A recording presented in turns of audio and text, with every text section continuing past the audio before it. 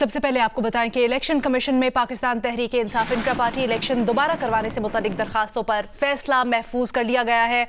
Party के chief election commissioner की तैनाती के 6 हफ्ते के होते हैं। ये अली जफर ने कहा कि जो फैसला महफूज किया गया है उससे मुतालिक और जो समाअत हुई उससे मुतालिक वो बता रहे थे गुफ्तगू में। उन्होंने कहा कि मुकालमा जब हुआ ये इलेक्शन कमीशन के अंदर, उन्होंने कहा कि आपने हुक्म दिया कि 20 दिन में इलेक्शन करवाना है, इसलिए तरीकाकार फॉलो ना हो सका। ये अली जफर ने इलेक्शन कमीशन के सामने कहा। फिर उन्होंने कहा कि ऐसे में क्या पार्टी इलेक्शन के हुक्म पर अमल ना करे, और ये भी कहा कि क्या फिर हम ये कहें कि हम नहीं इलेक्शन करवा सकते, जिस पर मेंबर इलेक्शन कमीशन ने कहा कि आप कह रहे हैं कि ये नजरिया ज़रूरत के तहत हुआ। हमने पीटीआई को 7 दिसंबर को सवाल भेजे, उन्होंने 8 के जवाब दिए। हमने इस पर पीटीआई को मजीद 32 सवालात दिए। इलेक्शन कमीशन हुकाम ने कहा क्या ऐसे सवालात इलेक्शन कमीशन ने और सियासी जमातों से भी किए हैं। ये अली जफर ने इस मौके पर सवाल किया, और अली जफर ने यह भी कहा कि इतनी सख्त स्क्रूटनी की जा रही है। चेयरमैन तहरीक इंसाफ बैरिस्टर गौहर खान का कहना है कि अगर इलेक्शन कमीशन ने बल्ले से मुतल्लिक तहरीक इंसाफ के खिलाफ फैसला किया तो अदालत से रुजू करेंगे। इलेक्शन कमीशन के बाहर मीडिया से गुफ्तगू में उनका कहना था कि अगर इलेक्शन कमीशन ने मुल्क की मकबूल तरीन जमात को इंतखाबी अमल से बाहर रखने की कोशिश की तो ये जमहूरियत के खिलाफ साजिश होगी। इलेक्शन कमीशन हमें तो मुझे उम्मीद है इंशाल्लाह भला मिल जाएगा, लेकिन अगर नहीं दे रहे तो हमें अदलिया पे एतमाद इंशाल्लाह ताला अदलिया इंटरवीन करेगी इस मामले में। ये इलेक्शन कमीशन से मैं इस्तदा दोबारा करूँगा कि आप एक आईनी इदारा है, आपका फ़र्ज़ है free and fair and transparent election कराना। इसमें एक सबसे मेजर पॉलिटिकल पार्टी को कोई ऐसा इकदाम करना कि वो इलेक्शन प्रोसेस से बाहर हो, ये जमहूरियत के ख़िलाफ़ साजिश होगी। लास्ट नाइट हमने फर्स्ट टाइम वर्चुअल जलसा किया है। आपको बताऊं 4 मिलियन लोगों ने उसको ट्विटर, फेसबुक और यूट्यूब पे देखा है। इतनी पॉपुलैरिटी आपको किसी भी और पार्टी की नहीं मिल सकती।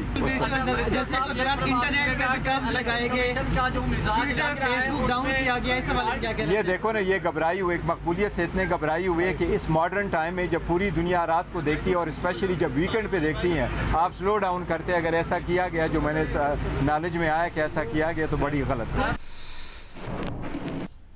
तहरीक इंसाफ के वकील बैरिस्टर अली जफर ने कहा कि इलेक्शन कमीशन की हिदायत पर 20 दिन के अंदर इंट्रा पार्टी इलेक्शन करवाए।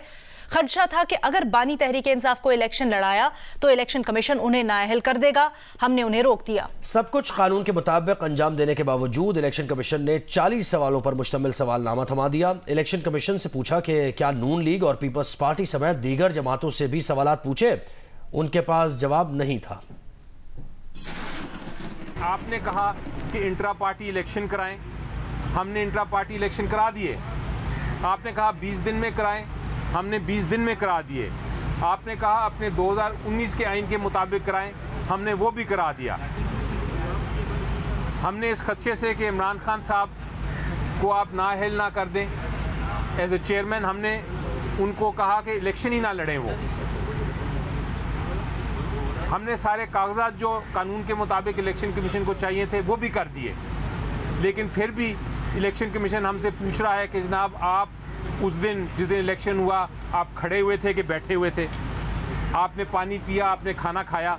इस किस्म के सवालात जब आना शुरू हो जाएं तो मुझे मजबूरन पूछना पड़ा इलेक्शन कमीशन से कि क्या आपने ऐसे सवालात PMLN से भी किए, क्या आपने ऐसे सवालात पाकिस्तान पीपल्स पार्टी से भी किए, क्या आपने ऐसे सवालात बाकी जो जमातें हैं उनसे भी किए जिन्होंने इंट्रा पार्टी इलेक्शन किए, या आप ये 40 सवाल सिर्फ PTI के लिए लेके आए हैं। इसका कोई जवाब उनके पास तैयार नहीं था।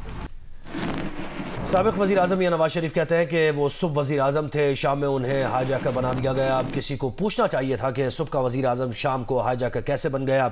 लाहौर में पार्टी कारकुनों से खिताब करते हुए नवाज शरीफ ने कहा कि हम पाकिस्तान में वो काम कर सकते हैं जो दूसरी कौमें नहीं कर सकती। हमें नज़र खा गई RTS बिठाकर जो हुकूमत लाई गई वो एक मोटरवे भी ना बना सकी।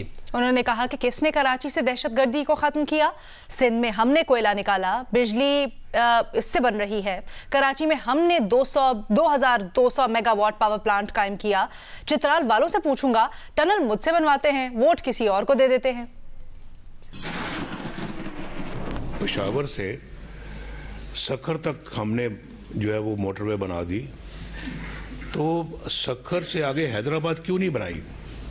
जो 2018 में हमें आरटीएस बंद करवा के जो हुकूमत लाई गई थी, क्या वो एक मोटरवे भी नहीं बना सकी? किसने कराची में अमन कायम किया, दहशत गर्दी को ख़त्म किया?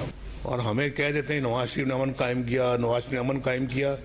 जब वोट की बारी आती तो वोट किसी और को चला जाता है।